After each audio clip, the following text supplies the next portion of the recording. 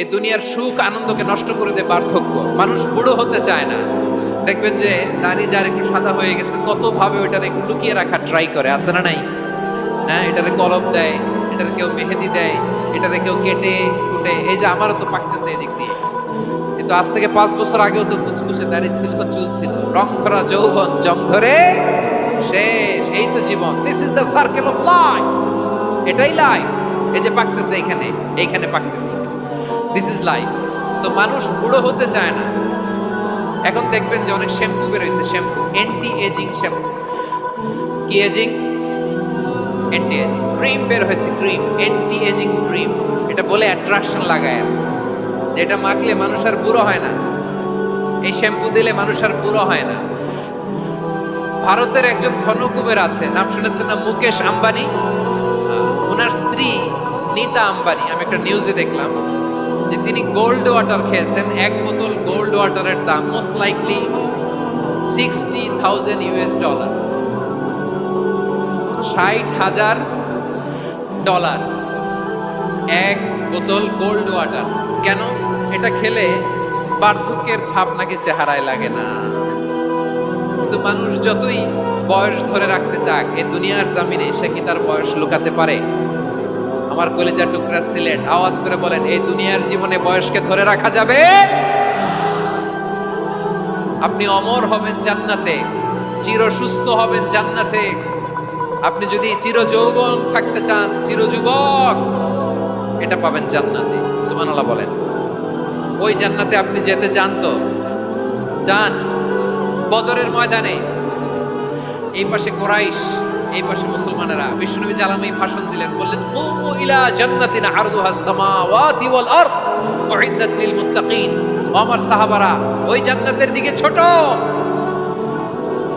যে জান্নাত আকাশ জমিন বিস্তৃত। তোমরা দেখতে পাচ্ছ এটা বদরের ময়দান না, এটা আল্লাহর জান্নাত। আওয়াজ করে পড়েন আল্লাহু আকবার। বিশ্বনবী বললেন, ছোট ওই জান্নাতের দিকে, যে জান্নাতের বিস্তৃতি আকাশ জমিন বিস্তৃত। বিশ্বনবীর এই কথা শোনার পরে এক আনসারী সাহাবী সাইয়েদনা উমাইর ইবনুল হুমাম রাদিয়াল্লাহু তাআলা খেজুর খাচ্ছিলেন। তিনি বিশ্বনবীর দিকে তাকিয়ে কথা শুনছেন আর খেজুর খাচ্ছেন। যখন বিশ্বনবী বললেন জান্নাতের দিকে ছোট, যে জান্নাত আকাশ জমিন বিস্তৃত, বিশ্বনবীর কথা শোনা মাত্র সাইয়েদনা উমাইর ইবনুল হুমাম বললেন, বাহ বাহ। কি বললেন? বাহ বাহ, মানে চমৎকার, মাশাআল্লাহ, চমৎকার। আমরা ইদানিং কালে চমৎকার কিছু দেখলে ইংরেজিতে বলে ফেলি না, ওয়াও ওয়াও, বাহ বাহ, মাশাআল্লাহ। বিশ্বনবী বললেন, মা ইয়াহমিলুকা আলা কাউলিকা বাহ বাহ ইয়া উমাইর। ও উমাইর, আমার এই কথা শুনে তুমি কেন বললা বাহ বাহ, চমৎকার চমৎকার কেন বললা? সাইয়েদনা উমাইর ইবনে হুমাম রাদিয়াল্লাহু তাআলা আনহু বললেন, ইয়া রাসূলুল্লাহ, আপনার এই কথা শুনে আমি বড্ড খুশি হয়েছি, আর আমি প্রত্যাশা করছি আমি যদি ওই জান্নাতের মালিক হতে পারি তাহলে কতই না ভালো হতো। সুবহানাল্লাহ বলেন। বিশ্বনবী বললেন, ছোট এই জান্নাতের দিকে, যে জান্নাত আকাশ জমিন বিস্তৃত। আপনার এই চমৎকার মুখনিসৃত কথা শুনে আমার হৃদয়ের মধ্যে জান্নাতি হওয়ার বাসনা জেগে উঠলো। এজন্য বলেছি বাহ বাহ, আমি যদি ওই জান্নাতে যেতে পারতাম কতই না ভালো হতো। উমাইরের কথা শুনে বিশ্বনবী বললেন, ঠিক আছে উমাইর, জান্নাতে ঢোকার জন্য, এই জান্নাতের অধিবাসী হওয়ার জন্য যেহেতু তোমার এত আকাঙ্ক্ষা, আমি বলে দিলাম আনতা মিন আহলিহা, তুমি আল্লাহর ওই জান্নাতের অধিবাসী হবা। যাও উমাইর, তুমি ওই জান্নাতের অধিবাসী, ওই জান্নাতে তুমি ঢুকবা, তুমি জান্নাতি। তার মানে সহজ কথায় তুমি জান্নাতি। সুবহানাল্লাহ বলেন। যখনই বিশ্বনবী বললেন জান্নাতি, সাইয়েদনা উমর রাদিয়াল্লাহু তাআলা আনহু খেজুর খাচ্ছিলেন আর মনে মনে ভাবে, বিশ্বনবী যখন ওয়ারেন্টি দিয়েছে, বিশ্বনবী যখন গ্যারান্টি দিয়েছে আমি জান্নাতে যাব, তাহলে হাতে তো এখনো 3টা খেজুর বাকি। এই 3টা খেজুর যদি খাই তাহলে জান্নাতে ঢুকতে দেরি হয়ে যাবে। সুবহানাল্লাহ পড়েন। হাতে কয়টা খেজুর? 3টা খেজুর। বিশ্বনবী বললেন, উমাইর আনতা মিন আহলিহা, তুমি ওই জান্নাতের অধিবাসী, তুমি জান্নাতি। উমাইর চিন্তা করলেন, আমি জান্নাতি, নবীর মুখ দিয়ে যখন বেরোইছে ওই জান্নাতে তো আমার ঢুকতেই হবে, কিন্তু হাতে 3টা খেজুর খেয়ে যদি জিহাদের ময়দানে যাই তাহলে জান্নাতে যেতে তো দেরি হয়ে যাবে। এই চিন্তা আসা মাত্রই খেজুর 3টাকে তিনি ছুঁড়ে মারলেন, তলোয়ার বের করে আল্লাহু আকবার বলে বদরের ময়দানে ঝাঁপিয়ে পড়লেন। আল্লাহর শত্রুদেরকে কচুকাটা করে এক পর্যায়ে শাহাদাতের সুধা পেয়ে নিজেও জান্নাতি হয়ে গেলেন। পড়েন সুবহানাল্লাহ। প্রিয় ভাইরা, সূরাতুল আহজাবের 45 এবং 46 নম্বর আয়াত আমি তেলাওয়াত করেছি, যেখানে আল্লাহ তাআলা বিশ্বনবীর 5টি বৈশিষ্ট্যের কথা বলেছেন। কয়টি? সবাই বলুন আওয়াজ করে, কয়টি? 5টি বৈশিষ্ট্যের কথা আল্লাহ তাআলা এই আয়াত দুটিতে উল্লেখ করেছেন। বিশ্বনবী সাল্লাল্লাহু আলাইহি ইসলামের জীবনী, ওনার বায়োগ্রাফি নিয়ে কথা বলাটা দুষ্কর, কারণ এটার কোনো শেষ নাই, কুল নাই, কিনারা নাই, বিয়ন্ডলেস, বাউন্ডলেস, বটমলেস। সুবহানাল্লাহ বলেন। কারণ তিনি তো এমন নবী যিনি হ্যাঁ বললে এটা শরীয়তে হালাল হয়ে যায়। নবীর মুখ দিয়ে যদি বের হয় হ্যাঁ, নাম, ইয়েস, তাহলে এটা হালাল। ঠিক কিনা বলেন? এ নবীর মুখ দিয়ে যদি না বের হয় যে না, নো, তাহলে এটা শরীয়তে হারাম হয়ে যায়। কেমন নবী আমরা পেয়েছি যিনি হ্যাঁ বললে হালাল, না বললে হারাম, যিনি সাব্বাবা, এই আঙ্গুলি উপরের দিকে উঁচু করলে চাঁদ ভেঙে 2 টুকরা হয়ে যায়, যে নবী জমিন থেকে পা উঁচু করলে আল্লাহর আরশে মেরাজে চলে যায়। এমন নবীর উম্মত আমরা হয়েছি। যে নবীকে বাদ দিলে কোরআন বোঝা যায় না, কারণ এ নবীর উপরই কোরআন নাজিল করেছে কে? এ নবীকে বাদ দিলে হাদিস বোঝা যায় না, কারণ হাদিস তো এ নবীর মুখনিসৃত পবিত্র বাণী। সুবহানাল্লাহ পড়েন। এ নবীকে বাদ দিলে জান্নাত চিনা যায় না, কারণ জান্নাত তিনি চাক্ষুষ দেখে এসে আমাদেরকে মেরাজ শেষে বর্ণনা করে শুনিয়েছেন। এ নবীকে বাদ দিলে জাহান্নাম চেনা যায় না, এ নবীকে বাদ দিলে আমার রবকে চেনা যায় না। ঠিক কিনা বলেন?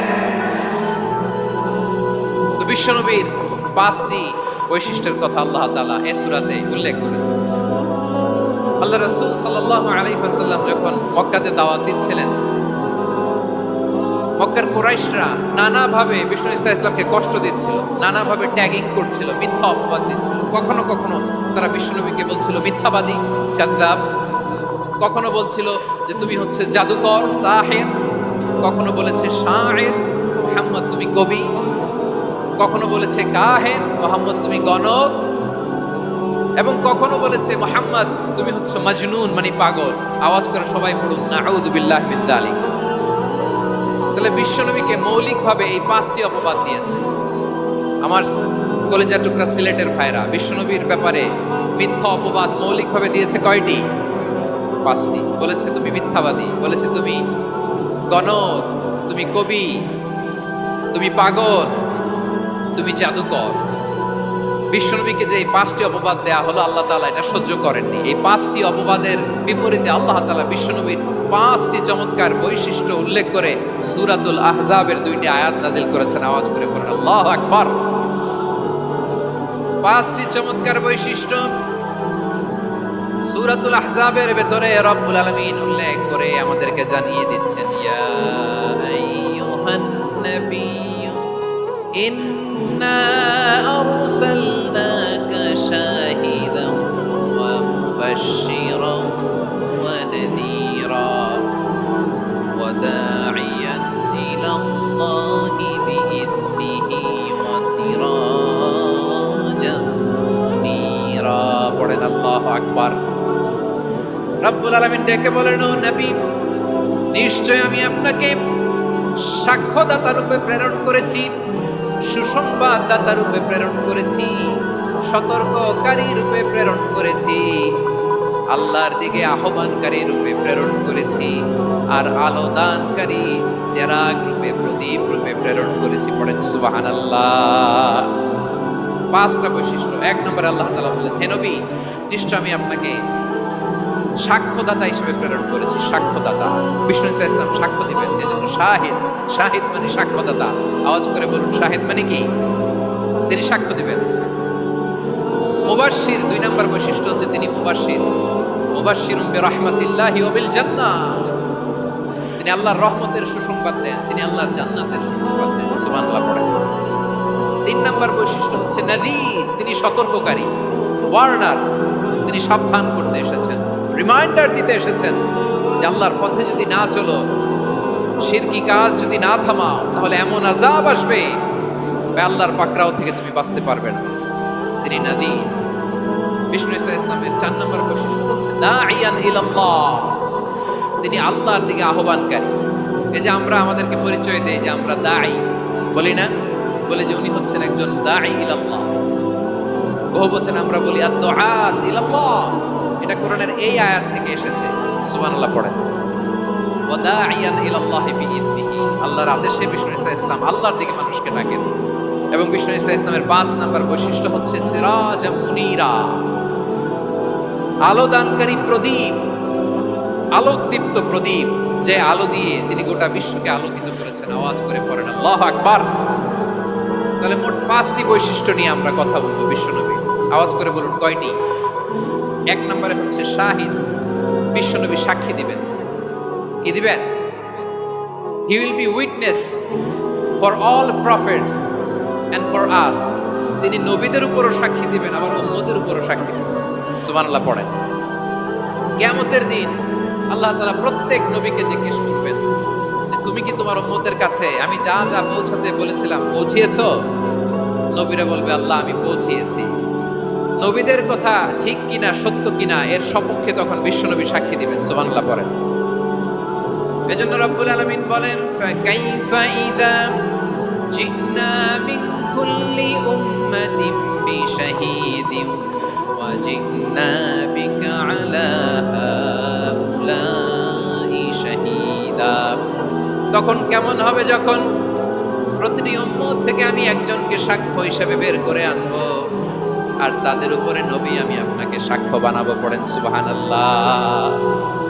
তাহলে সব উম্মতের ব্যাপারে সেই উম্মতের নবীরা সাক্ষ্য দিবে, আর ওই নবীদের উপরে আমাদের নবী বিশ্বনবী সাক্ষ্য দিবেন। সুবহানাল্লাহ পড়েন। এজন্য বিশ্বনবী হচ্ছেন শাহিদ। শাহিদের আরেকটা ব্যাখ্যা হচ্ছে বিশ্বনবী সাল্লাল্লাহু আলাইহি ইসলাম আমাদের সাক্ষীর উপরে তিনি সাক্ষী দিবেন। তিনি নবীদেরও সাক্ষী, আবার আমাদের উপর উম্মতের উপরও সাক্ষী। সুবহানাল্লাহ পড়েন। রব্বুল আলামিন বলেন ওয়াকাযালিকা জাআলনাকুম উম্মাতান ওয়াসাতান লিতাকুনু শুহাদা আলান নাস ওয়া ইয়াকুনা আর-রাসূলু আলাইকুম শাহীদা। আর অনুরূপভাবে আমি তোমাদেরকে মধ্যমপন্থী উম্মত হিসেবে তৈরি করেছি, প্রেরণ করেছি। ব্যালেন্সড উম্মাহ, মধ্যমপন্থী উম্মাহ হিসেবে প্রেরণ করেছি, যাতে করে তোমরা সবার উপরে সাক্ষ্য দিতে পারো, আর যাতে তোমাদের নবী হতে পারে তোমাদের উপরে সাক্ষ্যদাতা। পড়েন সুবহানাল্লাহ। আমরা হচ্ছি ব্যালেন্সড উম্মাহ, আমরা সবার ব্যাপারে সাক্ষ্য দিব, আর আমাদের উপর সাক্ষ্য দিবে স্বয়ং বিশ্বনবী। সুবহানাল্লাহ পড়েন। তাহলে আমাদের নবী নবীদের উপরও সাক্ষী, আমাদের উপরও সাক্ষী। সেই বুখারীতে এসেছে আল্লাহ তাআলা কিয়ামতের দিন সাইয়েদনা নূহ আলাইহিস সালামকে বলবেন, নূহ তুমি কি দাওয়াত পৌঁছিয়েছো তোমার উম্মতের কাছে? নূহ আলাইহিস সালাম বলবেন হ্যাঁ আমি পৌঁছিয়েছি। এবার নূহের উম্মতকে আল্লাহ জিজ্ঞেস করবেন, এ নূহের উম্মতেরা তোমাদের নবী নূহ কি দাওয়াত পৌঁছিয়েছে? নূহের উম্মত বলবে না আল্লাহ, আমাদের কাছে কোনো সতর্ককারী আসে নাই, কোনো নবী টবি আসে নাই, কোনো দাওয়াতও আমরা পাই নাই, আপনারাও চিনি নাই, জান্নাতও চিনি নাই, জাহান্নামও চিনি নাই। নূহ আলাইহিস সালাম বিপদে পড়ে যাবেন। তখন আল্লাহ বলবেন নূহ তুমি বললা পৌঁছিয়েছো, তোমার উম্মত বলে কিছু পায় নাই। নূহ তোমার কি কোনো সাক্ষী আছে? তোমার কথা আর তোমার উম্মতের কথা তো মিলে না। তুমি বললা তুমি আমার নির্দেশনা দাওয়াত পৌঁছে দিয়েছো, কিন্তু তোমার উম্মত বলে পায় নাই। নূহ তোমার পক্ষে কোনো সাক্ষী আছে? নূহ আলাইহিস সালাম বলবেন আছে। কে? উম্মতে মুহাম্মদ। তখন আমরা বলবো আল্লাহ, আল্লাহর নবী নূহ আলাইহিস সালাম তিনি আপনি যা যা বলেছেন ঠিক তা তা তার উম্মতের কাছে পৌঁছে দিয়েছে। এবার নূহের উম্মতের সাথে আমাদের ঝগড়া লাগবে। তারা বলবে তোমরা আসছো আমাদের হাজার হাজার বছর পরে, তোমরা কি করে জানলা? তোমাদের সাক্ষী কর্তব্য হবে না? আমরা তখন বলবো আমাদের কোরআনে তোমাদের নবীর নামে আল্লাহ তাআলা একটা সূরা নাজিল করেছেন, সূরাতে নূহ। আওয়াজ করে পড়েন আল্লাহু আকবার। আমরা বলবো আমাদের কোরআনে তোমাদের নবীর কথা আল্লাহ আমাদেরকে জানিয়েছেন, দিন রাত এক করে তোমাদের কাছে তিনি দাওয়াত পৌঁছেছেন। তোমরা কানের মধ্যে হাত দিয়ে রাখতা, চেহারাটা কাপড় দিয়ে ঢেকে রাখতা, আল্লাহর নবী নূহকে পিটিয়ে ছালা দিয়ে পেঁচিয়ে তোমরা পাহাড়ে তুলে রেখে আসতা। সব আমরা জানি। আমরা যখন বলবো এই কথা, নূহের উম্মত চুপসে যাবে। তখন আমরা সত্য বলেছি কিনা এটা আল্লাহ তাআলা জানতে চাইবে বিশ্বনবীর কাছে। তখন বিশ্বনবী আমাদের পক্ষে সাক্ষী দিবেন। আওয়াজ করে বলেন আল্লাহু আকবার। এজন্য আল্লাহ বলেন, নবী আপনি হচ্ছেন সাক্ষ্যদাতা, সব নবীদের উপর আপনি হবেন সাক্ষী, আবার আপনার উম্মত